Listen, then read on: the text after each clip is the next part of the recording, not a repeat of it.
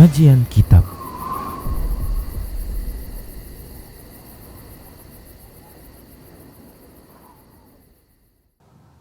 Bismillah, assalamualaikum warahmatullahi wabarakatuh. Innal hamdalillah nahmaduhu wa nasta'inuhu wa nastaghfiruh wa na'udzu billahi min shururi anfusina wa min sayyiati a'malina. Man yahdihillahu fala mudilla lahu wa man yudlilhu fala hadiyalah. Wa asyhadu an la ilaha illallah wahdahu la syarika lah.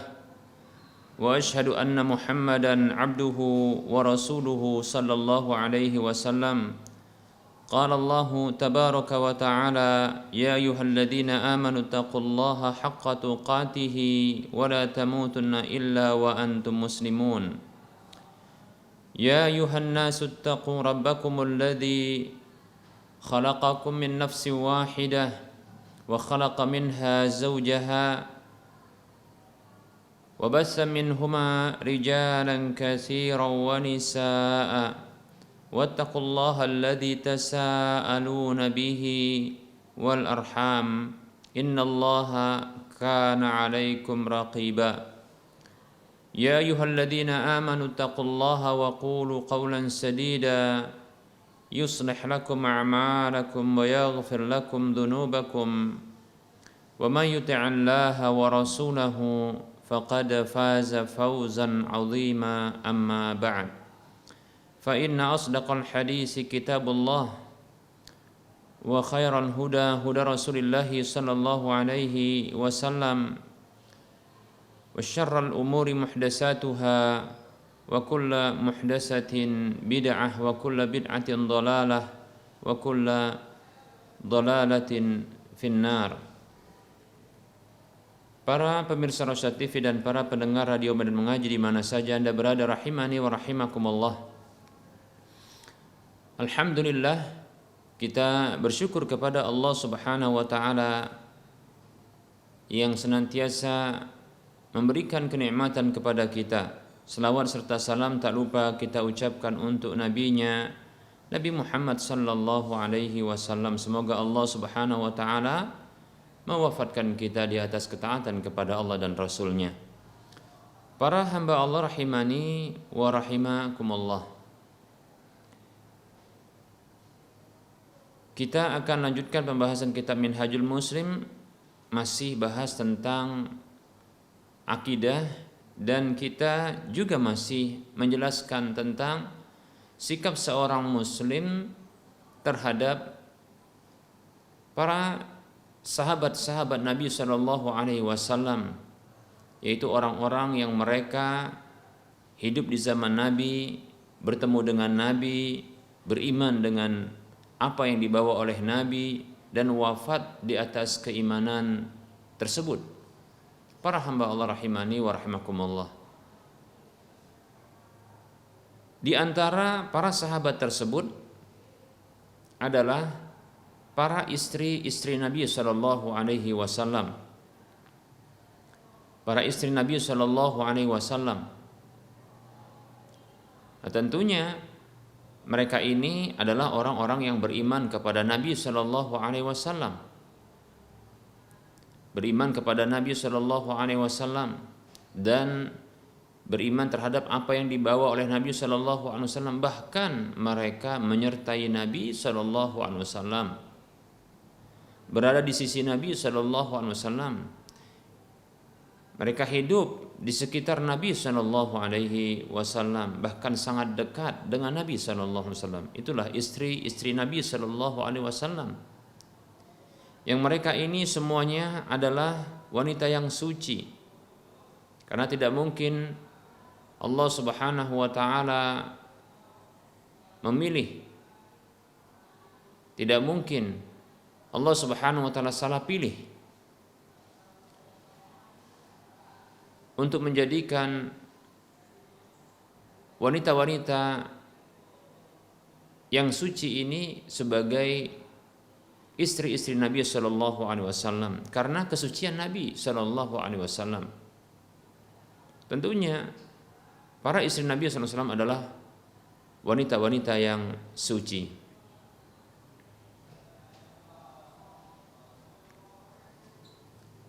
wat-thayyibatu lit-thayyibin. Wanita-wanita yang suci itu, yang bersih dan baik itu, ya, untuk laki-laki yang baik, yang suci, lagi bersih. Demikian para hamba Allah rahimani wa rahimakumullah.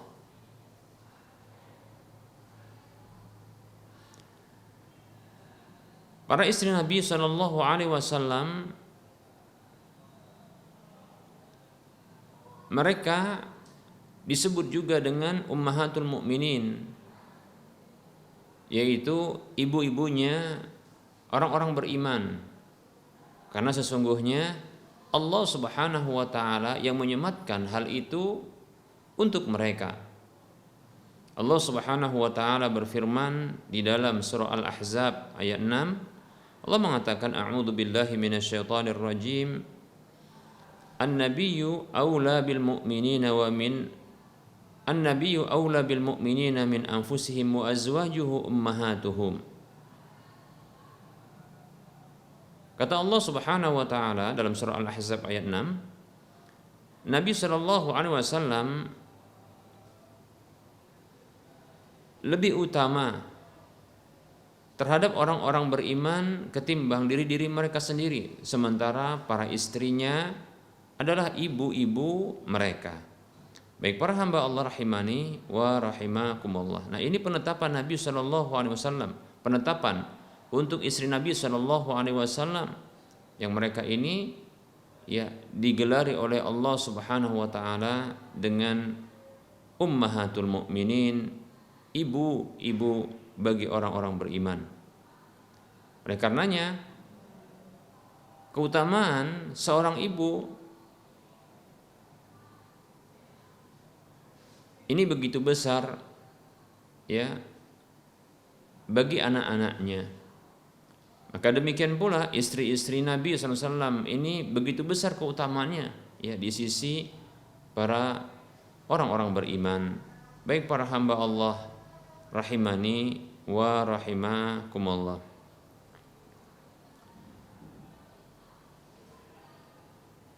Kita akan sebutkan sesungguhnya istri-istri Nabi Shallallahu Alaihi Wasallam itu ada berjumlah 11 wanita. 2 diantaranya wafat ketika Rasulullah Shallallahu Alaihi Wasallam masih hidup. Dan sisanya yaitu 9 orang istri ini masih bersama beliau, bahkan beliau wafat meninggalkan 9 orang istri. Di antara para istri tersebut yang utama, yang paling afdal adalah Khadijah bintu Khuwailid radhiyallahu anha dan Aisyah bintu Abi Bakrin radhiyallahu anhuma. Baik para hamba Allah rahimani wa rahimakumullah. Berikut ini kita akan mencoba mengenali istri-istri Nabi sallallahu alaihi wasallam yang mereka ini adalah ibu-ibu bagi kita orang-orang beriman. Ya, tentunya mengenali istri Nabi sallallahu alaihi wasallam ini sangat penting karena ini merupakan bentuk mengenali ya ibu-ibu orang beriman dan kita mengaku orang-orang beriman. Ya, siapakah ibu-ibu orang beriman itu yang kita termasuk di antara orang-orang beriman tersebut? Baik para hamba Allah rahimani wa rahmakumullah, 11 istri Nabi. 2 di antaranya wafat di masa hidup Nabi sallallahu alaihi wasallam dan 9 istri Nabi sallallahu alaihi wasallam itu bersama dengan Nabi bahkan sampai tatkala Rasulullah Nabi kita Muhammad sallallahu alaihi wasallam wafat, maka mereka adalah istri yang ditinggal oleh Nabi sallallahu alaihi wasallam dalam kondisi beliau wafat. Baik, yang paling afdal adalah ya Khadijah binti Khuwailid dan Aisyah binti Abi Bakar radhiyallahu anhum. Baik, kita sebutkan yang pertama Khadijah binti Khuwailid, yang beliau adalah bersuku Quraisy dari kabilah Asad, ya.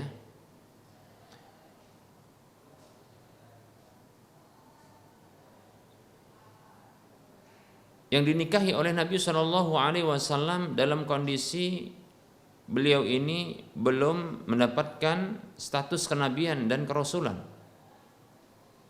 Nah, ketika itu umur beliau adalah 40 tahun, walaupun di sini ada perbedaan pendapat, ya.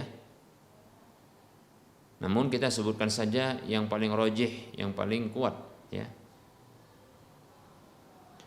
Dan beliau Shallallahu Alaihi Wasallam tidak menikah dengan yang lainnya semasa hidup Khadijah radhiyallahu anha.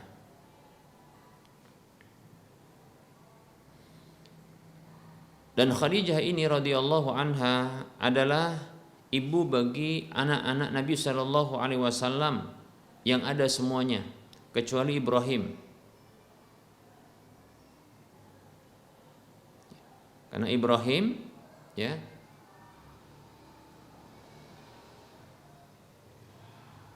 ini berasal dari wanita yang lain, ya, wanita yang lain, yaitu berasal dari, ya, Maria, ya, Al-Qibtiyah.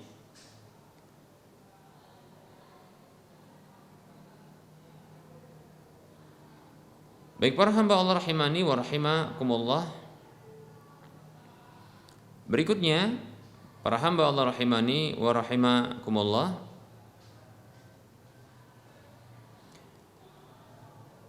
Khadijah radhiyallahu anha adalah istri yang pertama sekali beriman di antara istri-istri Nabi Shallallahu Alaihi Wasallam. Bahkan beliaulah istri, ya, yang mengorbankan harta beliau untuk memperjuangkan agama ini bersama dengan Nabi Shallallahu Alaihi Wasallam, mengorbankan harta, ya, bahkan apa yang dimiliki oleh Khadijah radhiyallahu anha.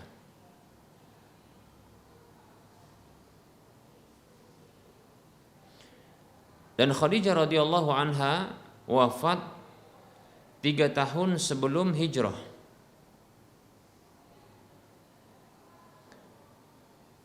Dan wafatnya Khadijah ini menyebabkan Rasulullah SAW begitu sedih, ya.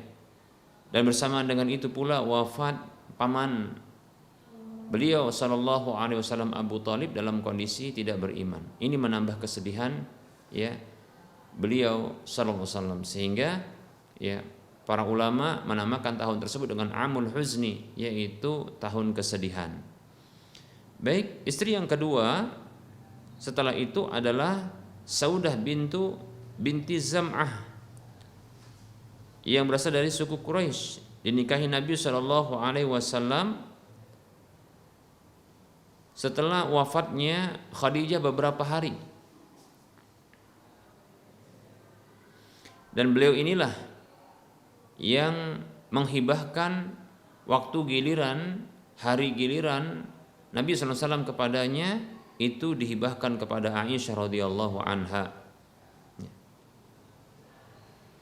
Dan Saudah ini lumayan panjang usia beliau radhiyallahu anha. Beliau wafat, ya, di akhir dari kekhilafahan Umar radhiyallahu anhu. Berikutnya adalah yang dinikahi Nabi sallallahu alaihi wasallam adalah Aisyah radhiyallahu anha. Aisyah putri dari Abu Bakar As-Siddiq radhiyallahu anhuma. Dan Aisyah ini memiliki kunyah Ummu Abdillah, padahal beliau tidak punya anak sama sekali. Nah, ini dibolehkan bagi seorang yang berkunyah dengan sebuah kunyah walaupun belum memiliki anak, ya, atau belum menikah, demikian. Dinikahi oleh Nabi Shallallahu Alaihi Wasallam di bulan Syawal. Ketika itu usia beliau 6 tahun, ya. Dan Nabi SAW menggauli beliau itu di bulan Syawal juga, namun ya di tahun pertama dari hijrah, ya, dan usianya ketika itu usia beliau adalah 9 tahun. Nah, ketika itu beliau sudah mengalami haid. Baik para hamba Allah rahimani wa rahimakumullah. Inilah istri Nabi SAW yang dinikahi oleh Nabi dalam kondisi gadis, perawan, ya. Adapun yang lainnya maka dinikahi Nabi SAW, istri Nabi yang lainnya dinikahi Nabi SAW dalam kondisi, ya, mereka adalah janda. Demikian. Ini menunjukkan bahwasanya, ya, bukan sebuah celaan yang menikah dengan gadis, sebagaimana juga tidak tercela untuk menikahi janda. Demikian para hamba Allah rahimani wa rahimakumullah. Dan Aisyah adalah termasuk istri yang paling dicintai Nabi Shallallahu Alaihi Wasallam setelah wafatnya Khadijah radhiyallahu anha. Ketika Nabi Sallallahu Alaihi Wasallam ditanya oleh salah seorang sahabat,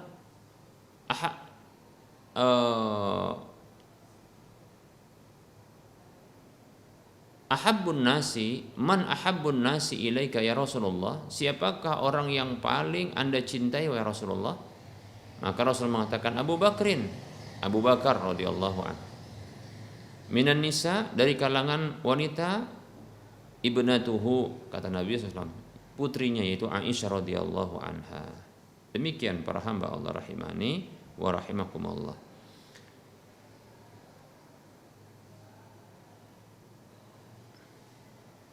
Dan Aisyah radhiyallahu anha ini pernah dituduh zina, ya, oleh orang-orang munafik yang sebagian kaum muslimin, ya, itu ya termakan oleh fitnah ini, ya.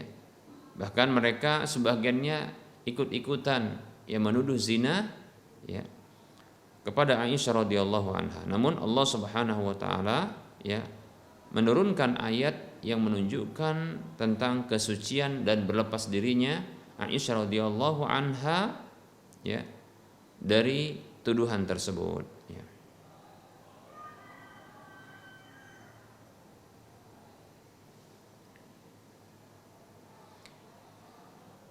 Baik, Aisyah radhiyallahu anha itu wafat di tahun ke-57. Ada yang mengatakan di tahun 58 dari tahun Hijriah, ya, tepatnya di bulan Ramadan. Jadi ada perbedaan pendapat, ada yang mengatakan 57, ada yang mengatakan 58 Hijriah. Namun untuk bulannya disepakati yaitu di bulan Ramadan. Wallahu taala alam. Kemudian istri beliau berikutnya adalah Hafsah binti Umar ibnul Khattab radhiyallahu anhuma. Yang sebelumnya Hafsah ini bersuamikan Khunais ibnu Hadzafah As-Suhami yang wafat di tahun 40, yang wafat Hafsah radhiyallahu anha itu di tahun 41 dari bulan Hijriah. Demikian, ya. Jadi Khunais bin Hadzafah As-Suhami ini wafat, ya, kemudian Rasulullah SAW yang menikahi Hafsah setelah selesai masa iddah Hafsah radhiyallahu anha. Demikian. Berikutnya istri Nabi yang kelima adalah Zainab binti Khuzaimah ibnul Haris Al-Qaisiyah dari Bani Hilal ibnu Amir.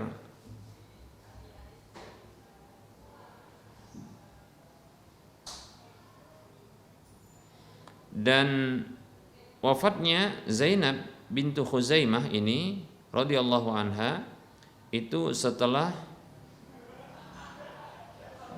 Nabi SAW, ya, menikahi beliau 2 bulan. Jadi Zainab binti Khuzaimah, ya, ini wafat 2 bulan setelah dinikahi Nabi Sallallahu Alaihi Wasallam.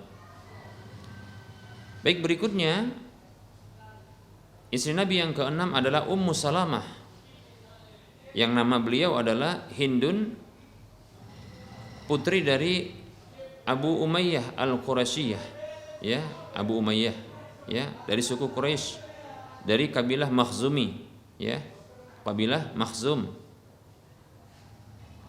Dan beliau ini adalah istri Nabi sallallahu alaihi wasallam yang paling terakhir wafatnya, yaitu di tahun 61 Hijriah. Ya. Wafat di tahun 61 Hijriah. Baik, berikutnya istri Nabi yang ketujuh adalah Zainab binti Jahshin.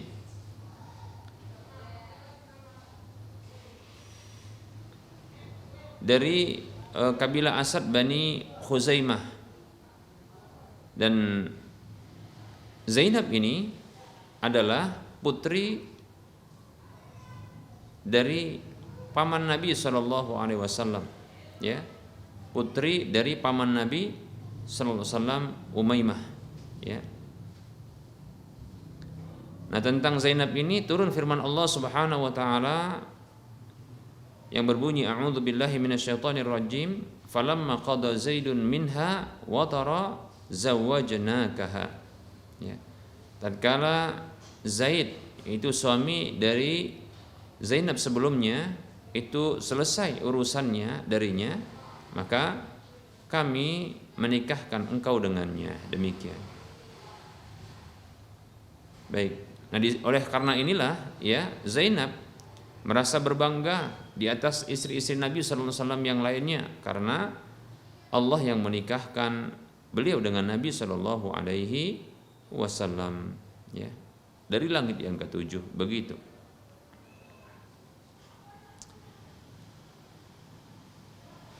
Dan beliau, yaitu Zainab binti Jahshin radhiyallahu anha, wafat di tahun ke-21 Hijriah. Baik, istri Nabi berikutnya adalah Juwairiyah,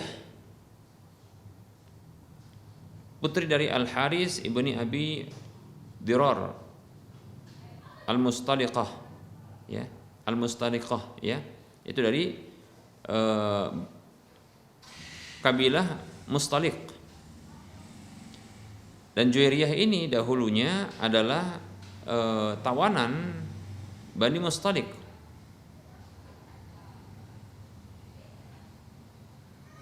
Lalu datang Juwairiyah ini kepada Nabi sallallahu alaihi wasallam, ya, untuk menebus dirinya dari tawanan tersebut. Maka Nabi sallallahu alaihi wasallam yang menebusnya lalu menikahinya. Demikian, ya. Baik. Nah, beliau wafat di tahun ke-56 Hijriah. Berikutnya istri Nabi yang ke-9 adalah Ummu Habibah radhiyallahu anha. Nama beliau ini adalah Ramlah binti Abi Sufyan, Sakhar ibnu Harb, ya, suku Quraisy dari Bani Umayyah. Ada yang berpendapat bahwasanya nama Ummu Habibah adalah Hindun, ya, Hindun, bukan Ramlah.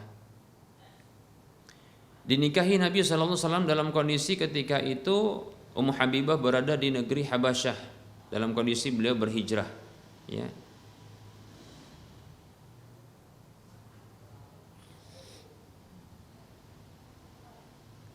Kemudian yang menikahkannya adalah Najasyi. Jadi Nabi sallallahu alaihi wasallam, ya, mewakilkan kepada Najasyi untuk, ya, menikahkannya. Demikian, ya. Dengan mahar 400 dinar. Masya Allah, ini luar biasa, ya, 400 dinar.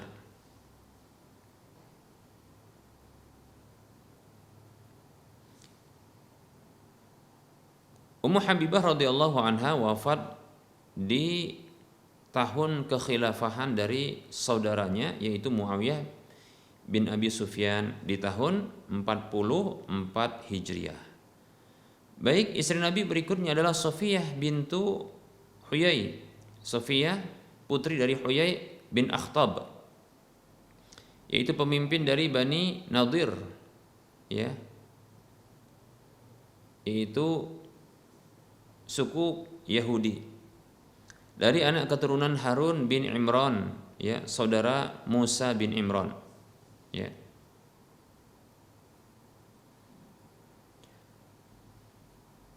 Dan Safiyah binti Huyai ini radhiyallahu anha sebelumnya adalah tawanan, ya.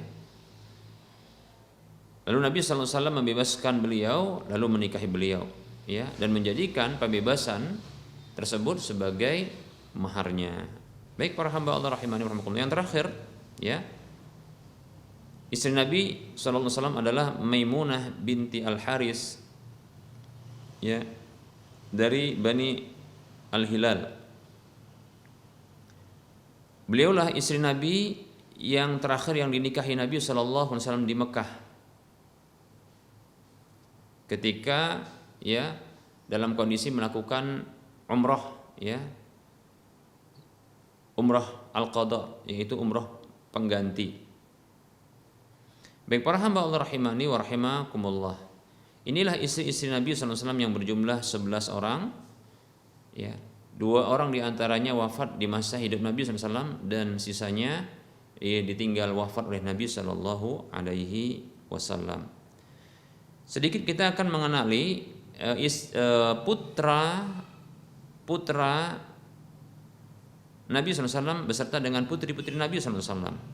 Di antara putra Nabi SAW adalah, ya, Al-Qasim, ya, yang wafat dalam kondisi masih kecil, dan dengan nama inilah Rasulullah SAW itu diberi kunyah, yaitu Abul Qasim, ya.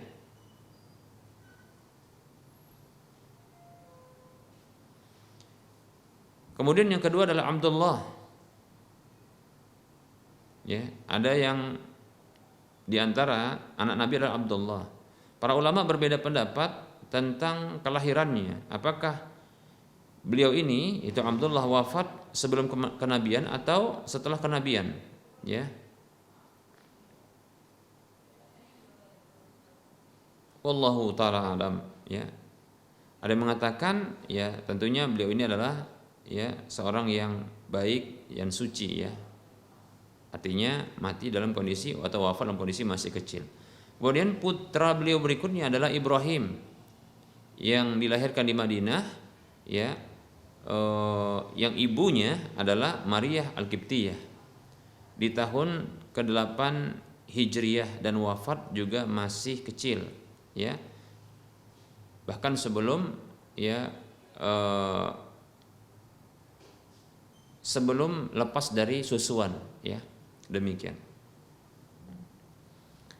Baik para hamba Allah rahimani wa rahimakumullah, berikutnya kita akan mengenali putri-putri Nabi SAW. Di antaranya adalah Zainab, Ruqayyah, Ummu Kulsum, kemudian Fatimah. Dan kesemuanya ini, ya, keempat anak beliau ini, ya, yang putri ini, itu semuanya berasal dari satu ibu, yaitu Khadijah radhiyallahu anha. Demikian. Seluruh anak-anak Nabi SAW, baik yang putra maupun putri, itu wafat, ya, sebelum Nabi SAW wafat, ya, kecuali Fatimah, beliau wafat setelah Nabi SAW, ya, yaitu sekitar 6 bulan setelah wafatnya Nabi SAW. Baik para hamba Allah rahimani wa rahimakumullah, ini sedikit penjelasan tentang keluarga Nabi SAW, baik itu istri dan begitu juga putra dan putri Nabi SAW, ya. Semoga, ya, ini semakin menambah, ya, pengagungan kita, kecintaan kita kepada keluarga Nabi SAW, termasuk diantaranya adalah istri-istri Nabi SAW, ya. Yang wajib kita imani mereka itu adalah, ya, wanita-wanita beriman, ya, kemudian suci dan disucikan oleh Allah Subhanahu wa taala, dan mereka adalah, ya, wanita-wanita yang terhormat, ya, wanita-wanita yang afdol, ya, di zamannya. Wallahu taala a'lam. Baik, kita buka sesi soal jawab bagi yang mau bertanya. Silahkan ajukan pertanyaan lewat chatting WhatsApp di nomor 08 22 8888 6630 ya. Silakan juga ya di nomor yang lain yaitu 0852 6190 4177. Baik para hamba Allah rahimani wa rahimakumullah, kita buka sesi soal jawab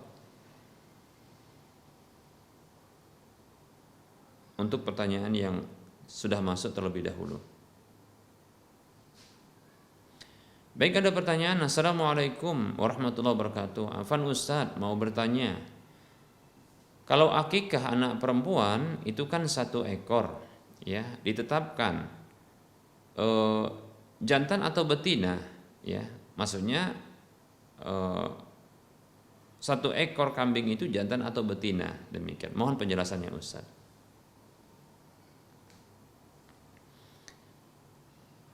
Waalaikumsalam warahmatullahi wabarakatuh. Di dalam hadis Nabi SAW ya disebutkan bahwasanya ya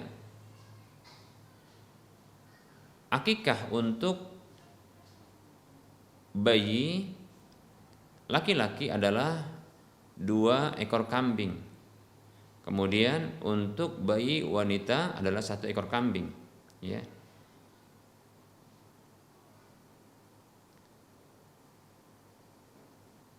Nabi SAW beliau bersabda, kullu mauludin murtahinun bi aqiqatihi atau kama qala sallallahu alaihi wasallam. Setiap anak yaitu tergadai ya dengan akikahnya. Anil jariyati syatun, untuk bayi perempuan 1 ekor kambing, wa anil ghulami syatani mukafiatani. Sementara untuk bayi laki-laki adalah 2 ekor kambing yang sebanding, yang setara, demikian. Baik ya, para hamba Allah rahimani rahimakumullah. Di sini disebutkan dengan kambing, yaitu dia jenis hewan kambing. Adapun jenis kelaminnya, wallahu taala alam, tidak disebutkan, ya.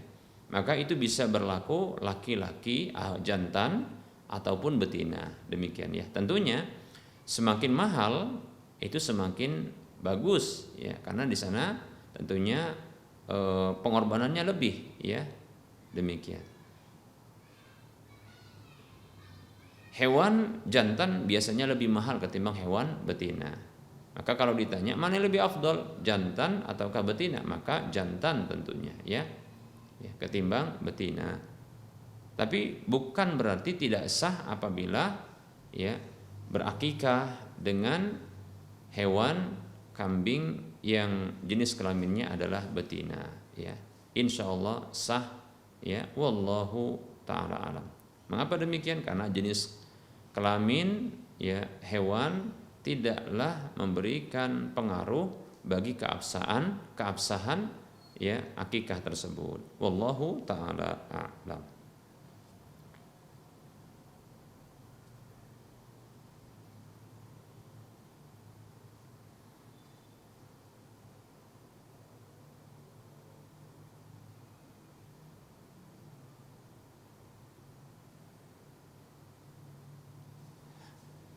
Ada pertanyaan, Assalamualaikum warahmatullahi wabarakatuh.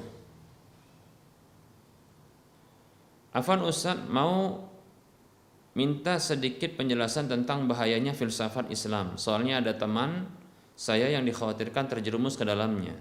Saya yang fakir ilmu ini takut salah menjelaskannya. Jazakallahu khairan. Waalaikumsalam warahmatullahi wabarakatuh.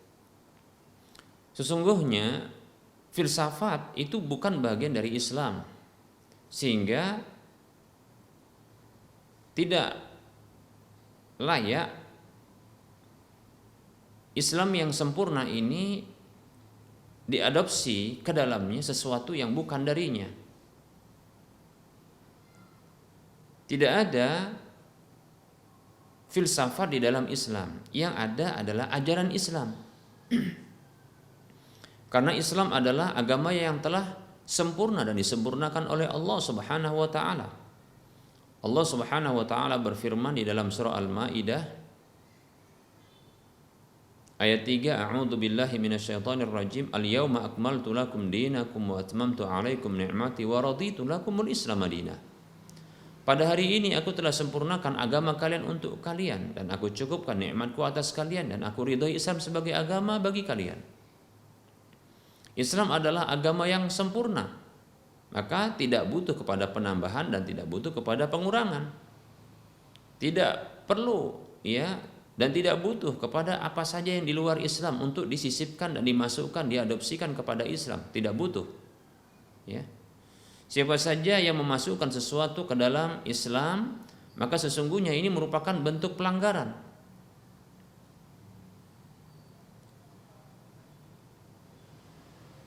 Pertama, dia melakukan pelanggaran terhadap kewenangan Allah Subhanahu wa taala.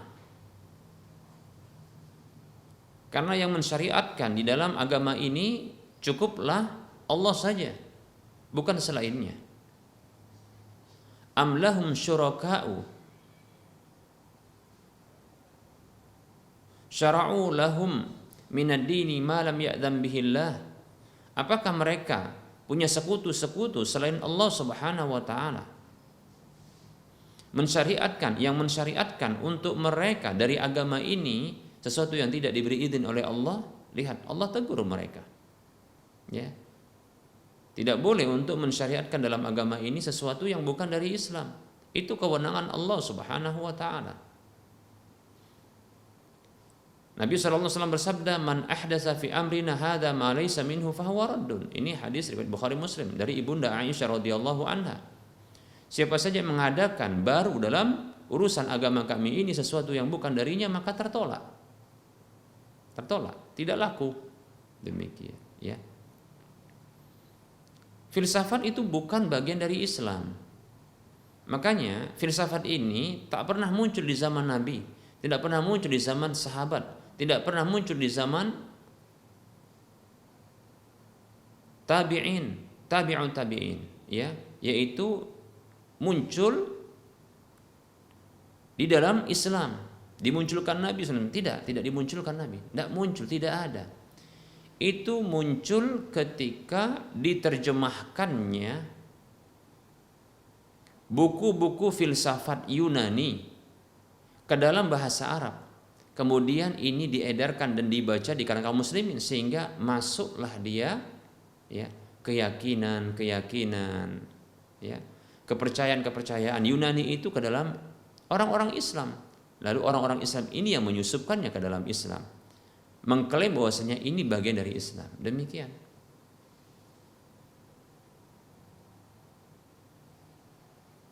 Kalau tidak salah itu di zamannya Ma'mun. Semoga Allah merahmati beliau dan mengampuni beliau. Ya. Dalam kekhilafannya Ma'mun, demikian. Semoga Allah mengampuni beliau dan merahmati beliau. Ya. Baik, ya. Jadi tidak ada sesungguhnya. Ini menunjukkan bahwasanya ya filsafat itu sesuatu yang baru muncul dan itu tertolak dan Allah tidak ridha. Demikian. Baik para hamba Allah rahimani wa rahimakumullah.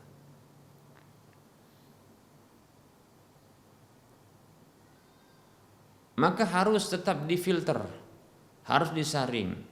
Memang bisa jadi apa yang berasal dari luar Islam itu tidaklah mesti semuanya salah, tapi tidak mesti semuanya benar. Nah, yang wajib kita yakini Islam itu telah sempurna, maka tidak butuh kepada yang lainnya. Kalaupun seandainya dari yang luar itu dia salah maka tertolak. Kalaulah benar, itu dikarenakan adanya yang membenarkan dalam Islam. Jadi ada sesuatu yang memang sudah ada dalam Islam kemudian bersesuaian dengan apa yang di luar. Lalu tidak butuh, kalau begitu tidak butuh kepada yang di luar, kan begitu. Maka Islam sudah cukup demikian. Tidak butuh dengan yang di luar. Jadi tidak ada ya filsafat Islam itu. Yang ada malah rancu. Filsafat kemudian Islam. Ini dua hal yang berbeda. Kenapa disatukan dan disandingkan? Ini sesuatu yang sangat rancu. Ya.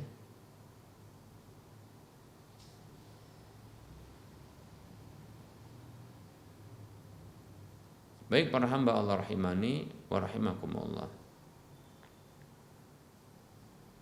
Itu seperti kalau bahasanya ungkapan kita kelahiran Tuhan. Bagaimana kok Tuhan bisa lahir, ya? Lahir itu bukan untuk Tuhan, karena Tuhan itu bukan dia dilahirkan. Bahkan dia yang menciptakan, kan begitu. Ini satu yang rancu yang begini, ya. Maka oleh karenanya kita dapatkan setelah itu, ya, syubhat-syubhat, ya, bahkan kekufuran-kekufuran yang nyata setelah adanya filsafat Islam ini atau filsafat yang dimasukkan ke dalam Islam ini. Yang lebih tepat adalah filsafat Islam itu adalah syubhat-syubhat, keyakinan-keyakinan filsafat Yunani atau Romawi atau yang lainnya dimasukkan ke dalam Islam, itu dia. Maka jadilah rusak. Dan ini disengaja oleh musuh-musuh Islam, ya, untuk disebarluaskan, karena dengan cara seperti ini Islam akan rusak sehingga tidak lagi kuat, ya. Wallahu taala alam. Semoga Allah SWT, ya, menjauhkan kita dari hal seperti ini. Dalam bahasa para ulama, filsafat seperti ini disebut dengan ilmu kalam, ya, ilmu kalam. Imam Asy-Syafi'i rahimahullah taala sendiri memberikan hukuman, ya, bagi orang yang belajar ilmu kalam berupa, ya, diarak keliling negeri, kalau bahasa kita di keliling kampung, lalu dipukul dengan sandal kepalanya, ya, atau dengan pelepah kurma, seperti itu. Baik para hamba Allah rahimani wa rahimakumullah. Ya, nah ini sebaiknya kita tinggalkan, tidak perlu kita belajar filsafat Islam. Cukup kita belajar Islam saja, itu sudah bagus, ya, demikian. Wallahu taala a'lam.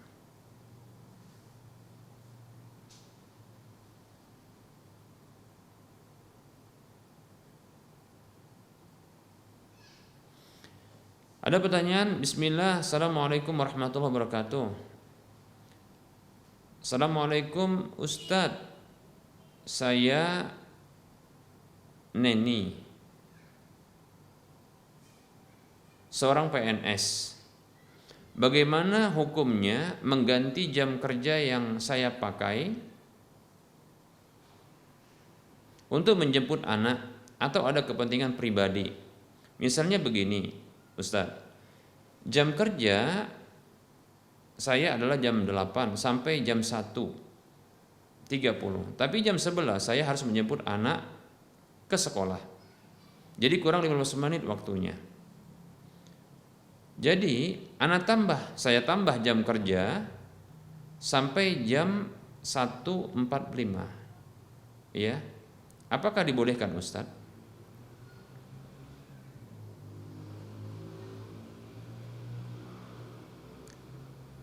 Waalaikumsalam warahmatullahi wabarakatuh. Untuk saudari Neni, semoga Allah Subhanahu wa taala memberikan kebaikan dan perlindungan kepada, ya, Anda dan keluarga di mana saja berada, amin ya rabbal alamin.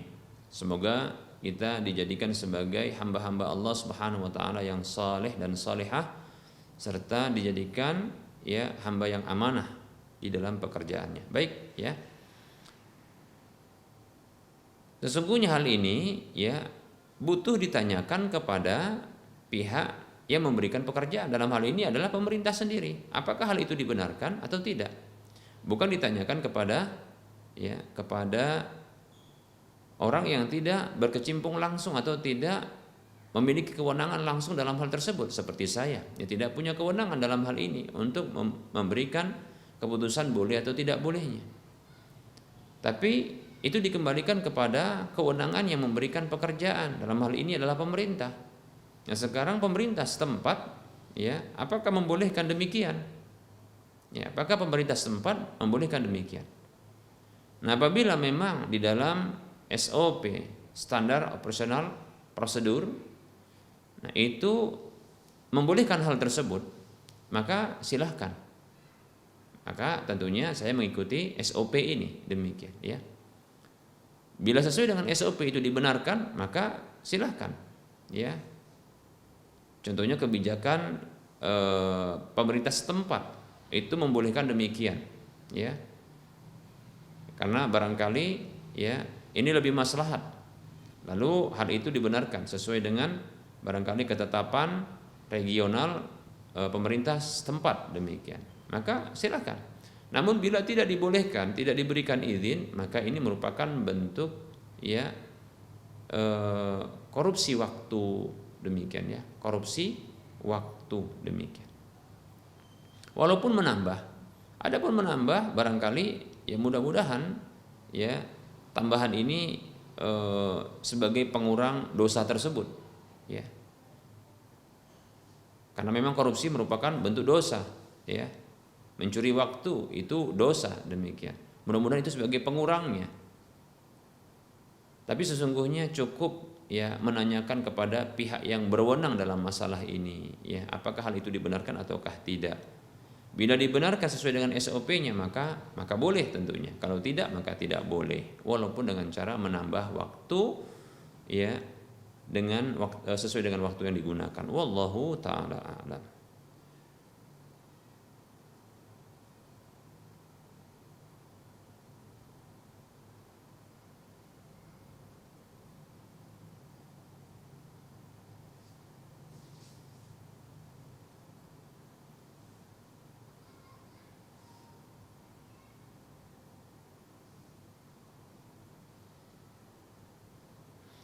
Ada pertanyaan, Assalamualaikum warahmatullahi wabarakatuh. Bismillahirrahmanirrahim. Saya mau bertanya Ustaz, apakah kita boleh mengangkat tangan ketika imam membaca doa kunut Ustaz?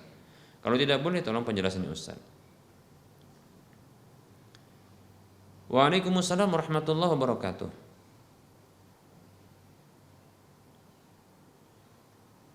Untuk kunut witir dan kunut nazilah, maka memang dianjurkan bagi kita untuk mengangkat ya tangan ketika imam ya berdoa dalam kunutnya, maka kita mengikutinya ya. Ju'ilal imamu liyu'tama bihi, innama ju'ilal imamu liyu'tama bihi, sesungguhnya imam itu dijadikan untuk diikuti. Imam mengangkat tangan, maka ya mengangkat tangan pula untuk mengaminkannya. Karena demikian ya, setahu saya ada riwayat dari para sahabat radhiyallahu anhum ajma'in di mana mereka mengangkat tangan tatkala Rasulullah SAW itu melakukan witir ya, melakukan doa kunut ya, seperti itu. Baik para hamba Allah rahimani wa rahimakumullah. Adapun ya kunut subuh, maka para ulama mereka berbeda pendapat tentang hukum kunut subuh ini ya. Ada yang mengatakan ya ini adalah bid'ah, ada yang mengatakan ini adalah sunnah ya. Ini ada yang mengatakan pula ini tidak mengapa, ada yang mengatakan pula ini adalah tidak ada syariatnya, demikian. Baik para hamba Allah rahimani rahimakumullah. Ulama yang mengatakan itu bid'ah adalah Imam Abu Hanifah dan orang-orang yang sependapat dengan beliau. Yang mengatakan sunnah adalah Imam Asy-Syafi'i dan orang-orang yang sependapat dengan beliau. Yang mengatakan tidak mengapa ini diantaranya adalah Abdullah bin Mubarak radhiyallahu rahimahullah dan yang sependapat dengan beliau. Kemudian yang mengatakan tidak disyariatkan adalah Imam Ahmad dan orang-orang yang sependapat dengan beliau, demikian ya. Baik, wallahu taala alam. Ya bagi orang yang mengatakan itu sunnah, maka sunnah pula untuk mengangkat tangan ya ketika doa kunut subuh. Bagi yang mengatakan itu tidak mengapa, maka tidak mengapa pula ya, bahkan ya tentunya mengikuti imam dalam hal tersebut, demikian. Bagi mengatakan bid'ah, nah inilah barangkali kita harus berlapang dada ketika mereka tidak mengangkat tangan, demikian ya. Begitu juga orang yang mengatakan tidak disyariatkan. Namun ya ini permasalahan perbedaan pendapat yang kita toleransi ya. Bagi ya kaum muslimin saudara kita yang mereka berbeda dengan kita, maka kita hendaknya berlapang dada ya. Karena ternyata mereka mengikuti ya pendapat dan fatwa para ulama-ulama ahlu sunnah juga, demikian ya. Baik ya, semoga ini menjadi pencerahan bagi kita, wallahu taala a'lam. Baik, Para hamba Allah rahimani rahimakumullah, kita cukupkan terlebih dahulu ya penyampaian materi, demikian pula menjawab pertanyaan yang sudah masuk. Insyaallah taala kita akan lanjutkan pada waktu mendatang esok hari insyaallah taala. Tentunya dalam penyampaian ini banyak kesalahan dan kekurangan, kepada Allah saya mohon ampun, dan kepada para pemirsa sekalian saya mohon maaf. Dan sebelum kita akhiri, seperti biasa kita memberikan motivasi kepada para pemirsa dan para pendengar sekalian, mari kita berdonasi ya untuk membebaskan lahan Masjid Al-Muwahhidin untuk wilayah Medan dan sekitarnya. Kekurangan dana 4 miliar sekian rupiah ya. Maka miliki aset akhirat dengan berdonasi untuk pembebasan lahan ini ke Bank Syariah Mandiri atau Bank Syariah Indonesia di nomor 7127485555 atas nama Yayasan Lajnah Dakwah Medan, kode bank 451. Saya ulangi, di kode bank 451 di nomor rekening 7127485555 Bank Syariah Mandiri atau Bank Syariah Indonesia atas nama Yayasan Lajnah Dakwah Medan. Semoga Anda termotivasi dan semoga bermanfaat apa yang disampaikan ini. Wassallallahu ala Muhammad wa ala alihi wa ashabihi ajma'in. Subhanakallahumma wa bihamdika asyhadu an la ilaha illa anta astaghfiruka wa atubu ilaika walhamdulillahi rabbil alamin. Wassalamualaikum warahmatullahi wabarakatuh.